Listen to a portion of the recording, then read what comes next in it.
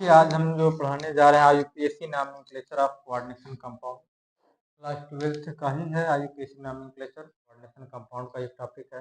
अक्सर जो है बोर्ड एग्जाम में पूछा भी जाता है। जैसे कुछ रूल हैं, हम कुछ लिख दिए हैं और कुछ नहीं लिखे हैं। तो फर्स्ट है right the name of cation first. जैसे हम लोग हमारे जो सिंपल साल्ट होते हैं उनके नॉमेनक्लेचर में हम लोग क्या करते हैं कि जैसे मान लीजिए कि NaCl है, यहाँ पर लिख देते हैं। देखिए ध्यान दीजिए, NaCl, इसमें अगर कैटायन की बात करेंगे तो Na will be cation and Cl will be anion. तो हम लोग क्या करते हैं, फर्स्ट ऑफ ऑल इसके नॉमेनक्लेचर में करते समय हम लोग लिखते हैं सोडियम क्लोराइड। तो हम लोग पहले जो हमारा कैटायन है उसका नाम हम लोग पहले लिख रहे हैं, है ना, सोडियम क्लोराइड हो रहा है, सही है। सेम वैसे ही इसमें भी करना है। कोऑर्डिनेशन स्फीयर और आयनिक स्फीयर में जो भी कैटायन होगा उसका नाम हमें पहले ही लिख देना होगा, ठीक है ना। हाँ सर, बढ़िया है। अभी बताएंगे हम, बस अभी तो आप लोग रूल नोट कर लीजिए, उसके बाद तो मैं तुम्हें बढ़िया से बताऊंगा यार। Never show the number of ion in ionic sphere. इसमें दो स्फीयर बनते हैं, एक होता है कोऑर्डिनेशन स्फीयर और दूसरा होता है आयनिक स्फीयर, ठीक है ना। आयनिक स्फीयर में जो भी हमारे आयन होते हैं उनके नंबर को शो नहीं करना होता है, ठीक है। In the nomenclature of coordination sphere first start the name of ligand. जब हम लोग कोऑर्डिनेशन स्फीयर का नॉमेनक्लेचर करना शुरू करेंगे तो उसमें फर्स्ट ऑफ ऑल हमें जो नाम लिखना होगा वो किसका लिखेंगे भाई, वो लिखेंगे लिगेंड का नाम हम लोग लिखेंगे first of all. If the ligand is more than one times then di tri and tetra tetra penta hexa, इन सबको हम लोग उनके नाम के पहले लिख देंगे, ठीक है ना। फिर उसके बाद अगर कभी होते हैं कि एक से ज्यादा टाइप के लिगेंड आते हैं, जब एक से ज्यादा टाइप के लिगेंड अगर आते हैं तो उनको हम लोग अल्फाबेटिकल ऑर्डर में लिखते हैं। मतलब जो ABC जैसे होता है ना, वैसे पहले A वाला फिर B वाला फिर C वाला, ऐसे ऑर्डर में हम लोग लिखेंगे। फिर उसके बाद हम लोग करते ये हैं कि सेंट्रल मेटल लिगेंड का अगर नाम लिख लेते हैं तो उसके बाद सेंट्रल मेटल एटम के नाम लिखते हैं। फिर सेंट्रल मेटल एटम के नाम के बाद जो सेंट्रल मेटल एटम होता है उसके ऑक्सीडेशन नंबर को हमें लिखना होता है, ठीक है। इस बात का आप लोग ध्यान दीजिएगा। अभी हम दो चार एग्जांपल लेते हैं, फिर उसके बाद हम आप लोगों को समझाते हैं। इसको पहले हम इरेज कर लेते हैं। बंद कर दो भैया कुछ देर के लिए। देखिए, अब दो चार ये एग्जांपल्स हैं, उनको हम लोग देखते हैं। फर्स्ट हम लोग इस एग्जांपल को देखेंगे, ठीक है ना। हमें क्या करना होता है, इस एग्जांपल को मैं एक बार फिर से यहाँ पर नोट कर देता हूँ ताकि देखने में और अच्छा लगे, है ना। अच्छा लगेगा तो चीजें समझ में आएंगी और मन भी लगेगा। NH3 इस टैंक ये है और उसके बाद हमारा इधर Cl3 लिखा हुआ है, ठीक है, बढ़िया है। हम आप लोगों से बताए थे जो हमारा कैटायन वाला पार्ट है, या तो अमूमन ये समझ लेना, कैटायन और एनायन को दिमाग से निकाल दो यार। जो पहले लिखा है ना उसके नाम को पहले लिखो, जो बाद में लिखा उसके नाम को बाद में लिखो। बहुत दिमाग नहीं लगाना, कौन कैटायन है कौन एनायन है, बहुत लोगों को ये भी नहीं समझ में आ रहा होगा। क्या है, पहले ये लिखा है दिस, तो दिस के नाम को पहले लिख देंगे और दिस बाद में है तो इसको बाद में लिख देंगे, ठीक है ना। दिमाग नहीं दबाना है भाई, इधर ध्यान दीजिए आप लोग। हमें करना क्या है, अब सर ये तो हमारा जो पहले नाम लिखा है वो हमारा कोऑर्डिनेशन स्फीयर है ना। दिमाग घूम रहा होगा, अरे भाई कुछ नहीं, अगर कोऑर्डिनेशन स्फीयर है ना उसका नाम नोमेनक्लेचर तुम्हें करना है तो पहले लिगेंड का नाम, है ना। लिगेंड सर एक ही तो लिगेंड है और एक ही लिगेंड 6 टाइम्स आया हुआ है, तो इसलिए तुम क्या लिखोगे, उस लिगेंड के नाम के पहले हेक्सा तुम्हें लिखना होगा भाई, हेक्सा। फिर उसके बाद क्या लिखोगे भाई, ये क्या इसको लिखोगे, हेक्सा एमिन बोलते हैं इसको, हेक्सा एमिन, बस इतना। फिर उसके बाद जब सारे लिगेंड हो गए, सारे क्या एक ही लिगेंड थे वो भी कंप्लीट, जब लिगेंड कंप्लीट हो जाते हैं तो हम लोग central metal atom. Central metal atom पहचानेंगे कैसे, वो पहचानने का तरीका कुछ नहीं है यार। देखो तुम्हें ऐसा ब्रैकेट दिख रहा ना, ये स्क्वायर ब्रैकेट के जस्ट बाद जो भी एलिमेंट लिखा ना वही है सेंट्रल मेटल एटम, ठीक है ना। अब इसका नाम लिखो, इसका नाम क्या होता है, आयरन। आयरन को एज इट इज यहाँ पे आयरन लिख देंगे, कोई दिक्कत नहीं है। अच्छा इसका ध्यान देना, वो आयरन को कहीं तुम्हें फेरम भी लिखना होता है ना। फेरम कहाँ लिखेंगे सर, अरे भाई दिमाग से निकाल दो, इतना बोझा लेकर बैठोगे दिमाग गड़बड़ा जाएगा, है ना। फेरम तुम्हें कहाँ लिखना है मैं तुम्हें बताऊंगा, परेशान ना हो, लिखेंगे बाद में लिखेंगे, मैं तुम्हें बताऊंगा। जहां पर देखो इसके बाद तुम्हें किसी भी एटम का नाम न लिखना हो वहां पे फेरम लगाते हैं, मैं भी एक आध एग्जांपल तुम्हें बताऊंगा भाई। उसके बाद देखो यहां तक हो गया आयरन, इसके बाद क्या होगा भाई, आयरन के बाद हाँ, एक का धंधा ना, वो ऑक्सीडेशन नंबर लिखना पड़ता है यहाँ पर। तुम्हें ऑक्सीडेशन नंबर फाइंड करने का मेथड अगर आता है तब पर भी अच्छी बात है, नहीं आता है तो अच्छी बात है। आओ इधर ध्यान दीजिए, मैं तुम्हें बताऊंगा। सबसे पहले तुम्हें ऑक्सीडेशन नंबर जो निकालना होता है अब, वो निकालना होता है किसका? सेंट्रल मेटल एटम का। और जिसका ऑक्सीडेशन नंबर तुम्हें फाइंड करना होता है उसके लिए तुम क्या लिखोगे? एक्स लिख लोगे। तो एफ ई की जगह पर एक्स लिख दो, ठीक है। फिर प्लस का NH3 एक लिगेंड है और इस लिगेंड का नाम एमीन है। देखो जो लिगेंड्स के नाम होते हैं वो तुम्हें रटने पड़ेंगे मेरे भाई, मैं कुछ उसमें कुछ नहीं कर सकता। लिगेंड के नाम रटो बढ़िया से। अब NH3 पर तुम चार्ज देखोगे तो ये इलेक्ट्रिकली न्यूट्रल होता है, 0 का चार्ज, प्लस का नहीं इंटू का 6। मगर Cl भी है, Cl का -1 होता है, ये 3 टाइम्स आया हुआ, -1 × 3 = 0। मस्त है ना भाई? ठीक है। अब यहाँ से 0 का 6 में मल्टीप्लाई करोगे 0 ही आने वाला है। -1 × 3 -3 = 0। 0 -3 सर माइनस का 3 ही होगा, इक्वल टू 0। 3 को उधर ट्रांसफर कर दो भाई, x इक्वल टू क्या हो जाएगा? +3। इतना समझ में आया भाई? मस्त है, ठीक है।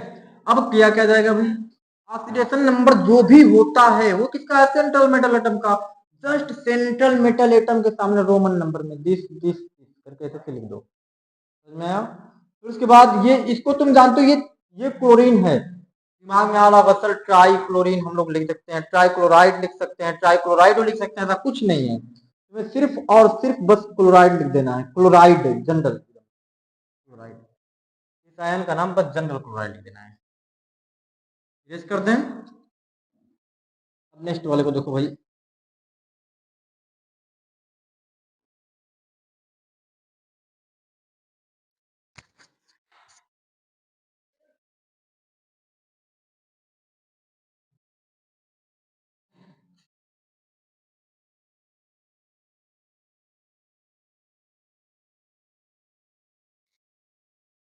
K3ZnCl6, ये भी एक आसान सा एग्जाम्पल है ना। यहाँ पर आप लोग के दिमाग, यहाँ पर हम लोग एक नई चीज भी सीखेंगे। यहाँ पर जानते हो जो सेंट्रल मेटल एटम है इसके बाद किसी भी मेटल का हमें नाम नहीं लिखना है। तो ऐसी कंडीशन में हम लोग क्या करेंगे? ऐसी कंडीशन में हम लोग ये करते हैं कि जो भी हमारा सेंट्रल मेटल एटम है उसके नाम में ATE हटा करके ATE ऐड कर देते हैं।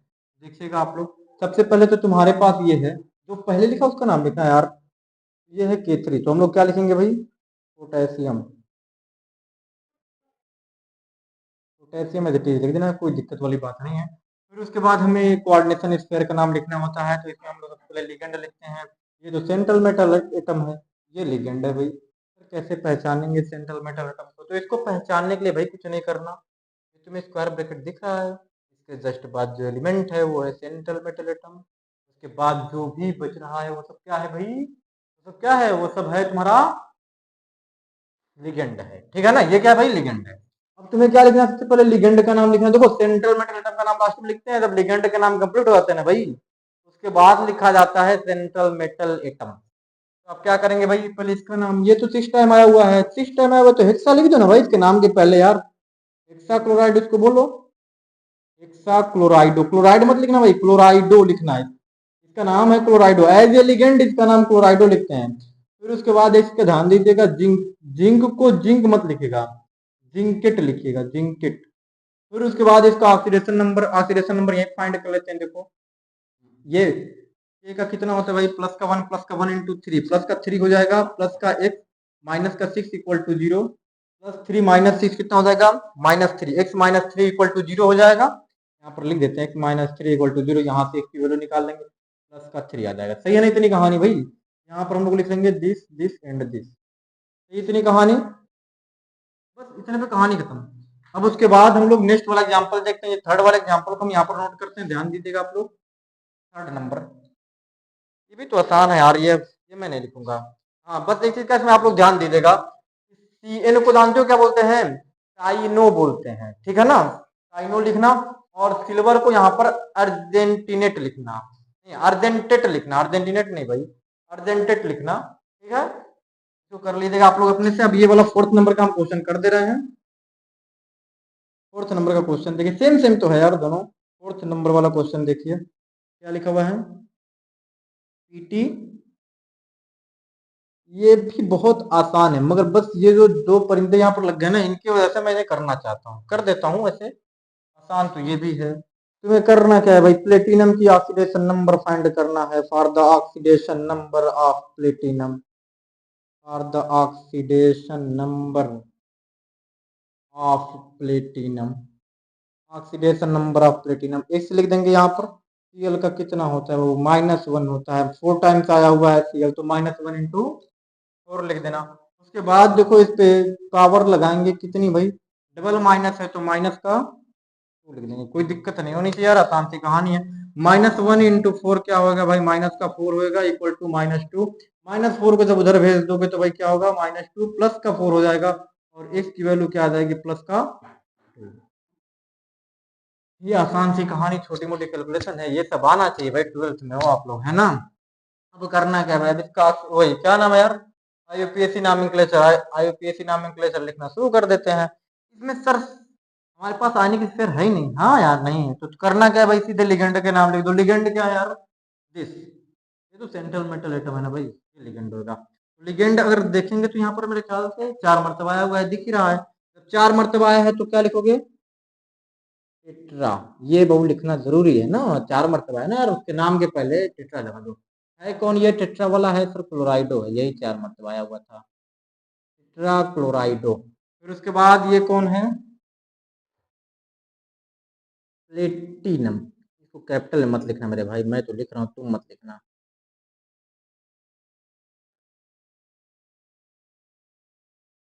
प्लेटिनेट, ठीक है ना।